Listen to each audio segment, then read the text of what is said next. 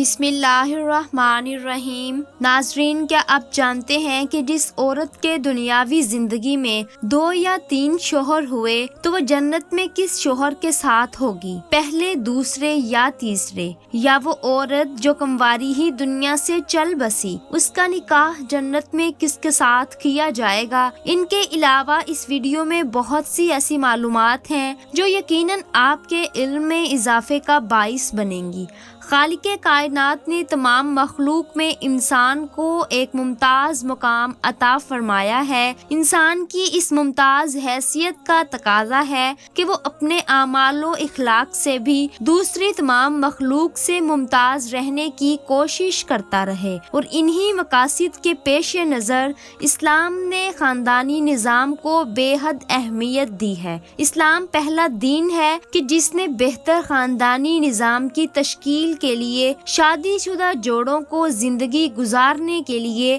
جامع ہدایات دی ہیں، جیسا کہ قرآن پاک میں مرد و عورت کے مابین رشتہ نکاح کو باعث سکون اور رحمت نیز اللہ تعالیٰ کی نشانیوں میں سے قرار دیا ہے۔ چنانچہ ارشاد باری تعالیٰ ہے، اور یہ اللہ تعالیٰ کی نشانیوں میں سے ہے، اس نے تمہارے جوڑے بنائے کہ تم باہمی سکون حاصل کر سکو اور تمہارے درمیان الفت اور رحمت پیدا کی۔ شادی کے بعد میاں بیوی کا ایک خاندان بن جانے کا عمل ہی معاشرے کی اساس ہے، اس لیے اس پر بہت زیادہ زور دیا گیا ہے۔ چنانچہ ایک اور جگہ اللہ تبارک و تعالیٰ نے فرمایا، اور تم میں جن کے نکاح نہیں ہیں ان کا نکاح کروا دیا کرو۔ اسی بات کو اجاگر کرنے کے لیے رحمت عالم صلی اللہ علیہ وآلہ وسلم نے ارشاد فرمایا، مسلمانوں، تم میں جو مہر و نفقہ کی استطاعت رکھتا ہو وہ نکاح کرے، کیونکہ اس سے نگاہ پاک اور اخلاق کی حفاظت ہوتی ہے،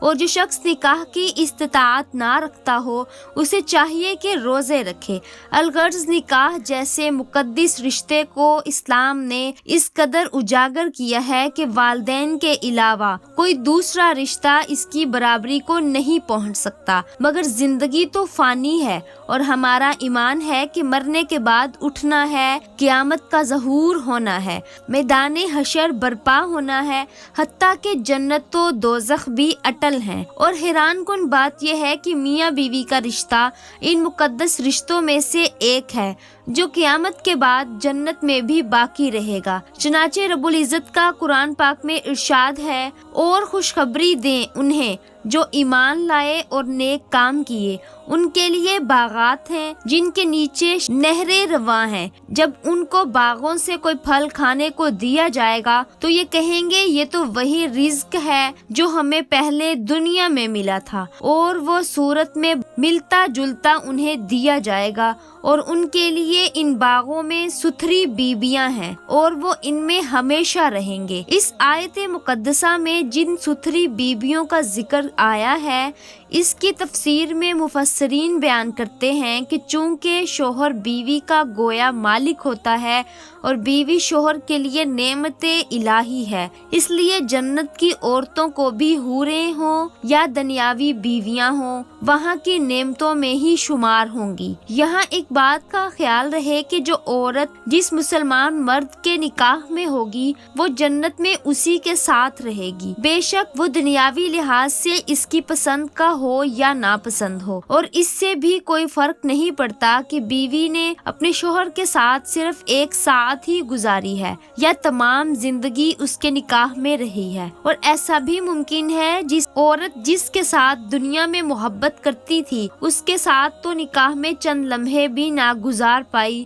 اور اس کے وفات پا جانے کے بعد والدین کے کہنے پر دوسرا شوہر اختیار کیا، تو یاد رکھیں کہ وفات کے وقت آپ جس کے نکاح میں تھیں وہی آپ کا جنت میں شوہر ہوگا۔ مگر جنت کی خوبصورتی یہ ہے کہ وہاں نہ تو حسد ہوگا اور نہ برائی، چغلی ہوگی اور نہ ہی غیبت۔ الغرض وہ شوہر جو دنیا میں اس کے نکاح میں تھا بے شک دنیا میں اسے محبوب نہ تھا، مگر اب ان دونوں کے دلوں میں ایک دوسرے دوسرے کے لیے بے پناہ محبت ہوگی۔ نبی کریم صلی اللہ علیہ وآلہ وسلم کی بیویوں کا نکاح آپ کی وفات کے بعد کسی اور سے نہیں ہو سکتا۔ اس کی ایک وجہ یہ بھی تھی کہ امہات المؤمنین جنت میں بھی حضور اکرم صلی اللہ علیہ وآلہ وسلم کی نکاح میں ہوں گی، اور وہ عورت جس کا شوہر کافر ہو کر مرا تھا یا وہ عورت جو کمواری ہی مر گئی تھی، ان کا نکاح جنتیوں میں سے کسی سے کرا دیا جائے گا جو جنت کے بھرنے کے لیے پیدا کیے جائیں گے۔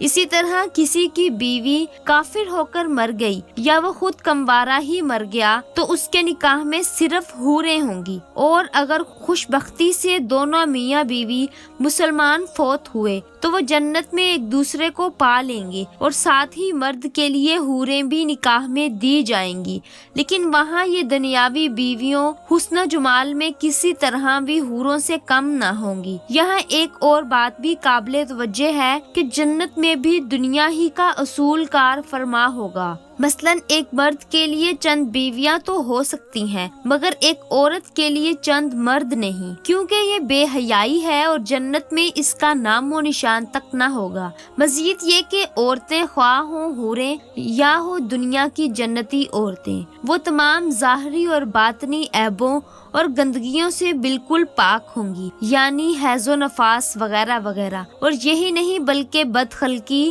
سخت زبانی، نافرمانی وغیرہ سے بھی دور ہوں گی، حتیٰ کہ ان کے حسن و جمال کا یہ عالم ہوگا کہ چہرے کا نور آفتاب کی روشنی کو شرما دے گا۔ اور تفسیر روح البیان میں ہے کہ حضرت اکرمہ رضی اللہ تعالیٰ عنہ فرماتے ہیں، جنتی مرد عورتیں ہمیشہ 35 سال کے جوان رہیں گے، ان کا قد حضرت آدم علیہ السلام کی طرح 60 ہاتھ کا ہوگا، بے داڑھی ہوں گے، سب کی آنکھیں قدرتی سرمگی ہوں گی، ہر ایک کے جسم پر 70 جوڑے ہوں گے اور ہر جوڑے کا علیحدہ رنگ ہوگا، اور وہ جوڑے ایسے شفاف ہوں گے کہ ان سب کا رنگ اوپر سے نظر آئے گا۔ روزانہ ان کا حسن و جمال بڑھے گا، نہ کبھی بوڑھے ہوں گے، نہ دبلے اور نہ کمزور، اور نہ ان کے کپڑے کبھی میلے ہوں گے۔ ناظرین، ان کے علاوہ جنت میں ایسی ایسی نعمتوں کا ذکر ہے کہ جن کا تصور بھی محال ہے۔ دعا ہے اللہ پاک ہمیں اپنے خاص فضل سے جنت کی نعمتوں سے